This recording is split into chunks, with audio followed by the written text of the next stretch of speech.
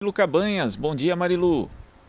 Olá, Glauco, bom dia a todos que acompanham aqui o Jornal Brasil Atual. O Senado aprovou na semana passada projeto de lei que permite a quebra temporária de patentes de vacinas contra a Covid-19 e também de medicamentos e testes de diagnóstico. Foram 61 votos a favor e 13 contra. O PL 12 de 2021 é de autoria do senador Paulo Paim, do PT do Rio Grande do Sul, e segue agora para a sanção presidencial na forma do texto substitutivo aprovado na Câmara, com alterações do relator do Senado, o senador Nelsinho Trade, do PSD do Mato Grosso do Sul.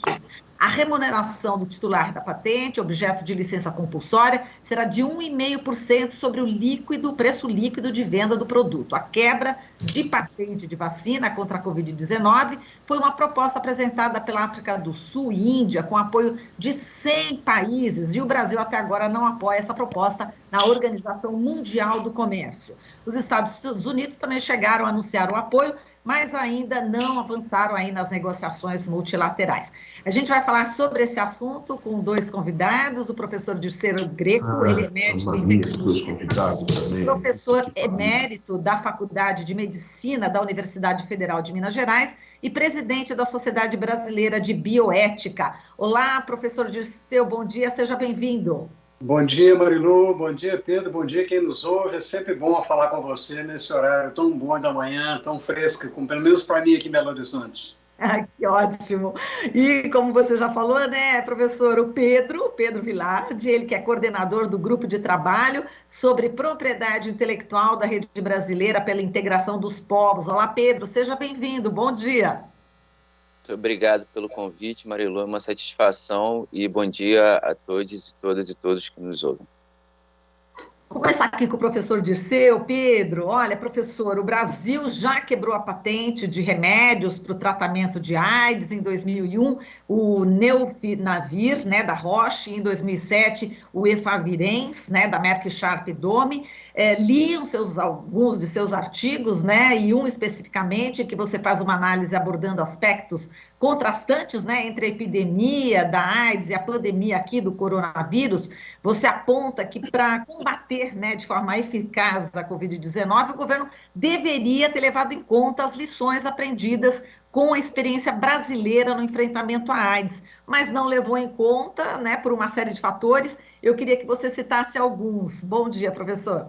Bom dia. Você fez um sumário muito interessante aí da história do Pedro Paim, né? Tem de parabenizá-lo, né? Conseguir chegar isso até o final. Eu tinha muita, não estava muito otimista, não sei como é que o Pedro se sentia quando isso começou a tramitar, mas felizmente está aprovado, né? Pelo menos aprovado do ponto de vista formal. Agora, como você bem disse, junto com pesquisadores da Bahia e de São Paulo, nós escrevemos um artigo chamado Antítese da Resposta, comparando o início da pandemia do HIV, a resposta governamental precoce, né, a montagem de um departamento de AIDS para fazer isso, organizações não governamentais, sociedade civil se envolveram completamente, pressionaram, a academia se juntou, quer dizer, isso aí de 1985 até apareceu o SUS em 90, foi um negócio muito interessante, e o Brasil naquela época tornou-se um exemplo.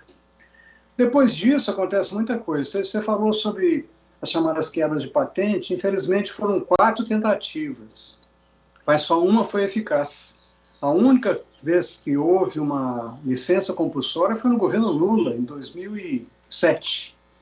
Foi o Efavirenz, que foi muito interessante, uma luta enorme, com a pressão intensa norte-americana contrária, dizendo que o Brasil ia ser retaliado a boca pequena, nunca foi escrito. Fizeram várias pressões que, felizmente, não foi para frente, mas, infelizmente, foi a única vez que conseguimos fazer isso, apesar da necessidade.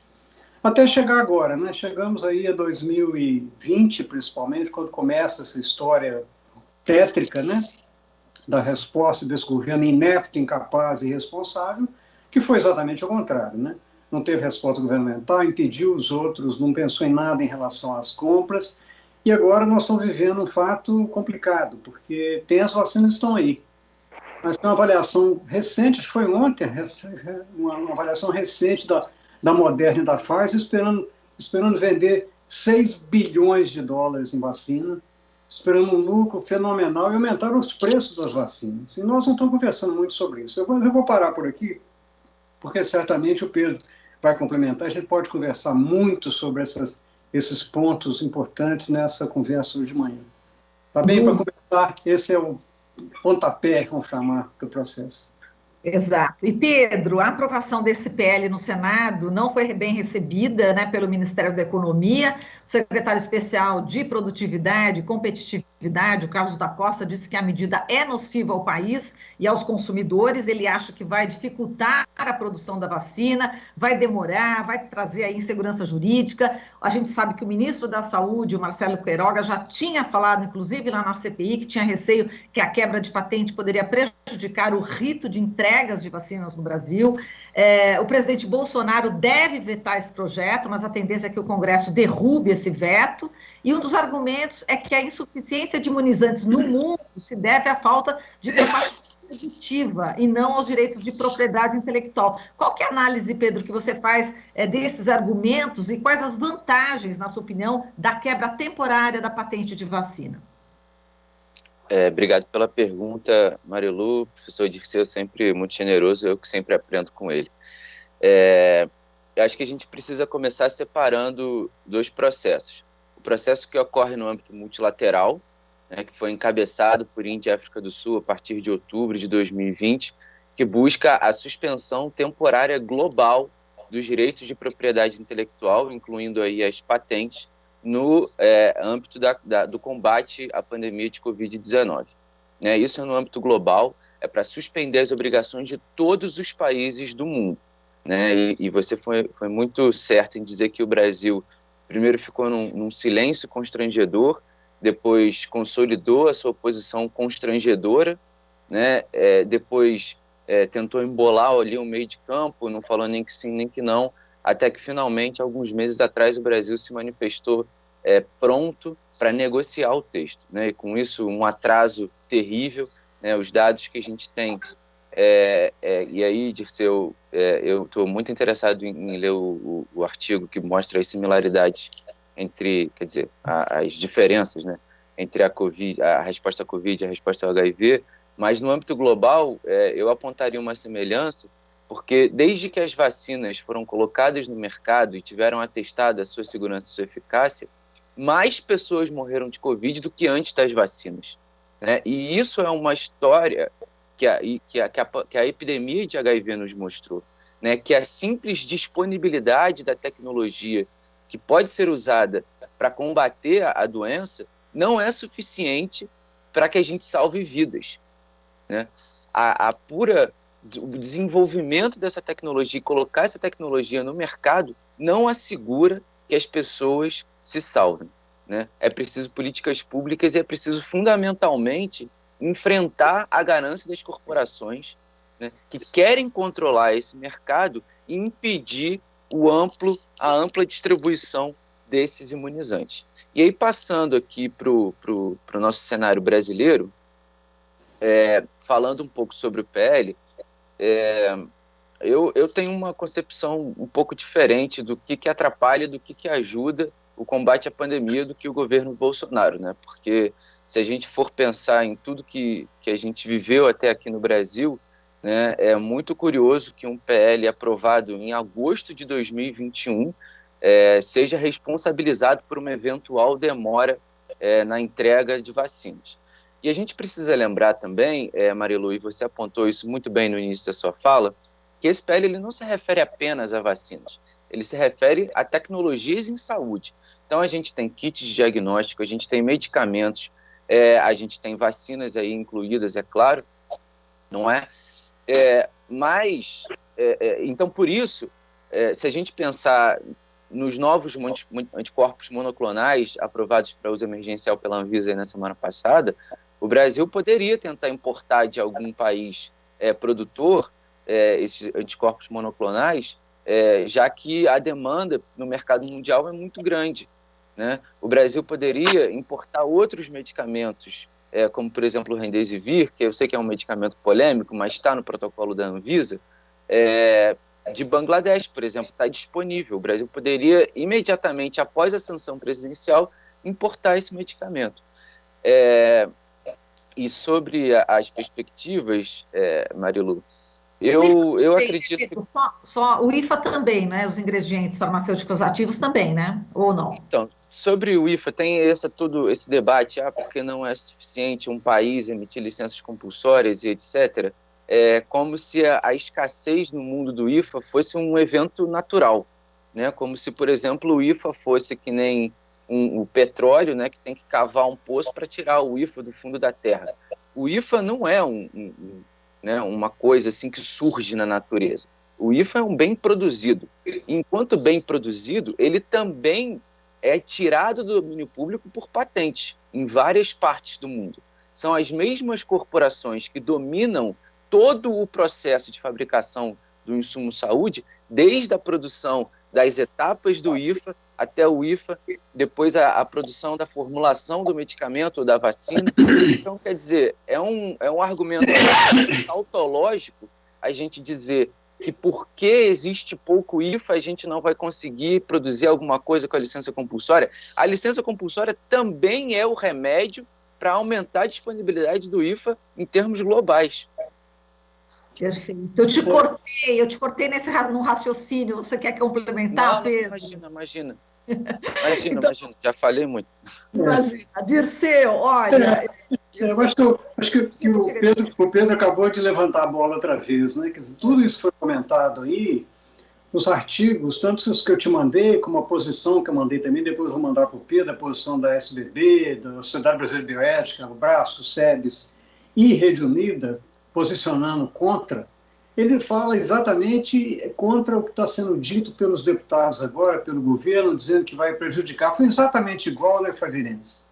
Disseram que era impossível, ia atrapalhar, não vinha mais indústria para o Brasil, mas pensam, para eles, o Brasil é mercado, não é lugar de curar pessoas, não. Aqui é um mercado enorme financeiro. Então, na verdade, isso é um risco pequeno. E o outro lado mais importante, que é outra falácia comentada, é que, olha, os países não vão conseguir fabricar, porque não é apenas você fazer a licença compulsória, mas a lei, eu achei muito interessante que ela pegou com detalhe.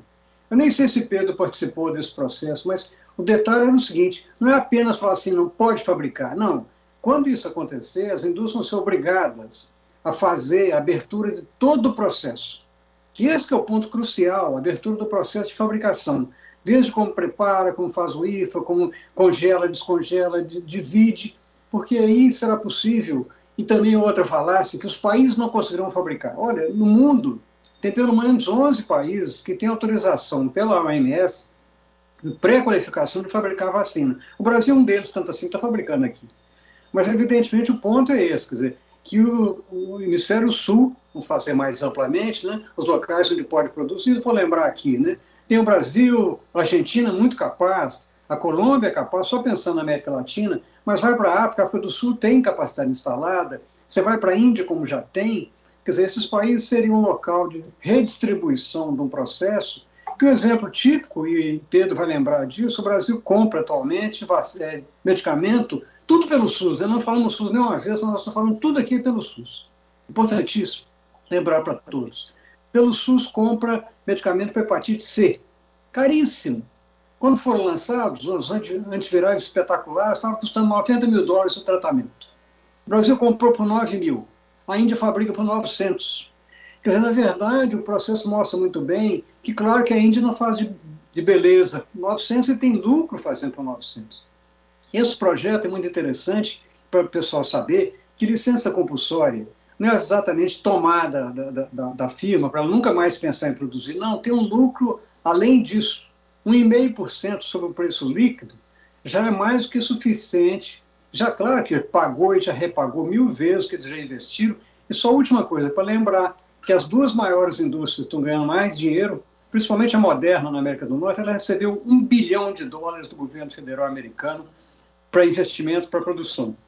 Mas, na verdade, tem um retorno aí que nós estamos perdendo, nós todos estamos perdendo, e vai ser um problema, né, Pedro e Marilu, se isso for vetado, se o governo resolver vetar, vai ter uma pressão enorme mesmo, porque essa situação que nós estamos vivendo é uma situação de horror, né, um horror generalizado, inclusive dentro da própria Câmara Federal, quer dizer, se lá eles voltarem atrás, porque nesse mesmo tempo, Marilu, vale a pena lembrar, está está sendo votado um outro projeto horroroso para a pesquisa brasileira, que é o PL 7082, que vai acabar com a Conep.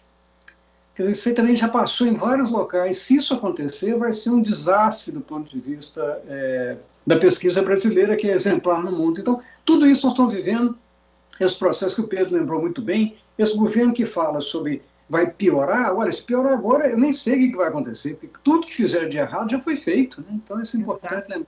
Acho que E o Pedro, eu estava vendo uma entrevista que você concedeu também, e você diz o seguinte, né? Quer dizer, a economia seria assim enorme, né? Com essa quebra de patente, né? A economia e outra, vidas, né? A gente está falando de vidas, vidas seriam poupadas, né? E o lema da OMS é: ninguém está seguro até que todos estejam seguros. Não é isso, Pedro? Exatamente, exatamente.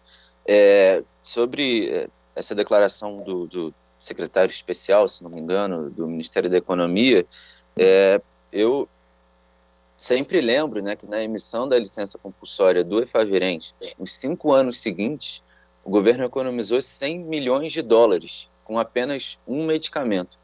E eu posso aqui citar outros e outros e outros exemplos de como as patentes drenam recursos do SUS, né, e, por conseguinte, do erário brasileiro. Então, quer dizer, se a gente for olhar de um ponto de vista estritamente da economia, não existem argumentos. Eu queria trazer aqui também um fato curioso, né? Eu participei de uma reunião técnica que foi convocada pelo senador Nelson Trade, na qual havia representantes de inúmeros setores da sociedade, incluindo aí a indústria farmacêutica transnacional. E o senador Nelson Trade, ele fez uma pergunta categórica para o representante da indústria. Ele falou: houve algum caso de um país que emitiu licença compulsória e foi retaliado? E o representante da indústria, veja, não fui eu, foi o representante da indústria que falou: não. Então, a partir daí, o processo se desenrolou de uma maneira muito mais rápida, exatamente porque havia esse terrorismo ideológico, né, de que as licenças compulsórias fazem os países serem retaliados. Né? Queria retomar só um ponto da fala do Dr. Dirceu, que eu considero também um dos pontos altos desse projeto de lei, que é a obrigatoriedade tanto do titular da patente ou do pedido de patente, como das autoridades públicas brasileiras, né, de fornecer as informações necessárias e suficientes. E aqui eu estou lendo o texto do projeto, tá, Marilu? Okay. Fornecer as informações necessárias e suficientes à efetiva reprodução do objeto protegido pela patente. Então, quer dizer, na verdade, né, se o sistema de patentes hoje fosse sério, todas as informações necessárias para a reprodução da tecnologia estariam no pedido de patente, mas não estão. Né? Então, frequentemente, as empresas que vão se dedicar à reprodução daquela tecnologia vão precisar de outras informações. Com esse projeto de lei, o titular da patente ou do pedido da patente está obrigado a fornecer essas informações, né? Como também as instituições públicas que possuírem essas informações, e aí a gente pensa exatamente no dossiê regulatório, né, que contém informações muito importantes para a reprodução de uma tecnologia, ficam obrigadas a compartilhar os elementos úteis. E também tem um outro ponto que é fundamental, que o Senado voltou após ele ter sido subtraído pela Câmara, que é o tema do material biológico. Né? A expressão material biológico está nesse projeto de lei, e quando a gente fala da reprodução de vacinas, é fundamental. Queria só contar um caso aqui, que como o doutor Dirceu é de Belo Horizonte, né, tenho certeza que ele vai apreciar, não houve nenhuma transferência de tecnologia da AstraZeneca, a Oxford/AstraZeneca, para o Instituto Serum da Índia. Não houve. A única coisa que aconteceu foi que a Oxford e a AstraZeneca mandaram uma caixa com material biológico, né, que é a chamada célula semente da vacina, né, e uma lista de instruções, e a partir daí o Instituto Serum da Índia começou a desenvolver a tecnologia, em pouquíssimos meses, passou a ser o maior produtor mundial de vacinas, né?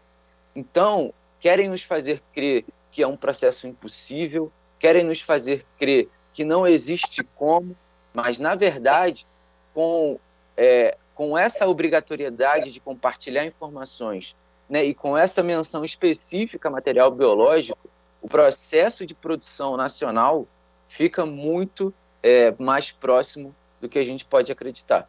Perfeito. Agora, só para encerrar aqui, que o nosso tempo já está praticamente esgotado, a continuar essa desigualdade de vacina no mundo, né? A pandemia pode demorar quanto tempo para acabar? Rapidamente, aí eu queria a opinião dos dois. Essa é uma pergunta ótima para outro programa, mas vamos fazer rapidamente, porque realmente a pandemia em si ela pode até diminuir de intensidade, mas por várias razões. Primeiro, nós não sabemos muito certo sobre a durabilidade da resposta imunológica, as variantes novas. Então, o que está se sabendo mesmo é que vai ser necessário que esse processo seja continuado em 2 pontos. É importante que Pedro e eu estamos juntos nesse há muito tempo, do lado social. Porque eu não quero voltar à normalidade, né? Nenhum de nós quer voltar àquela normalidade anterior. Nós vamos ter que pensar o que vai sair disso para cuidar da população mais vulnerável. E segundo ponto de vista científico, se a imunidade, é bom falar isso para todo mundo, porque a vacina não funciona, tem gente morrendo. Evidentemente, não tem nenhuma vacina que é completamente eficaz. Você vai ter um percentual, 5%, 10% de pessoas em risco. Então, vai ser muito importante 2 coisas para completar esse raciocínio. Primeiro é que tem que vacinar todos mesmo. Aí a Organização Mundial de Saúde tem toda a razão, né? Enquanto todo mundo não estiver seguro, ninguém estará seguro. E segundo, que é possível que esse processo de vacinação seja a semelhança do que acontece com a vacina H1N1 e da vacina da gripe. Nós vamos ter que ter, vamos chamar de dose de reforço, pode chamar o nome que você quiser, né? Todo ano tem uma resposta com uma variante específica para essa coisa acontecer. E é claro que mais uma razão é outra coisa que é falado, vou me permitir tirar esse minuto aqui, porque muita coisa é falado que não tem problema da patente, o problema é a produção. Se aumentar a produção, acaba o problema. Mostra mais uma inverdade, porque vai ser necessário que esse processo de conhecimento em relação à vacina seja espalhado pelo mundo, para quando nós precisamos de uma crise como essa ou para outra crise, os locais já estejam preparados para produzir outras vacinas. Então, o momento é espetacular para isso. E, mais uma vez, tudo isso que está na lei estava também na proposta da África do Sul e da Índia, na Organização Mundial do Comércio, que não era apenas dizer que pode fabricar, era para entregar tudo de maneira correta e para lembrar para as pessoas que não estão diminuindo a possibilidade das indústrias ganharem, não, porque inclusive paga ela. Toda licença compulsória tem pagamento, um pagamento razoável para isso. Agradeço de novo o convite, Marilu. Muito obrigado. Pedro, bom te ver. Vou te mandar as coisas que eu tenho publicado recentemente, mandarei em seguida.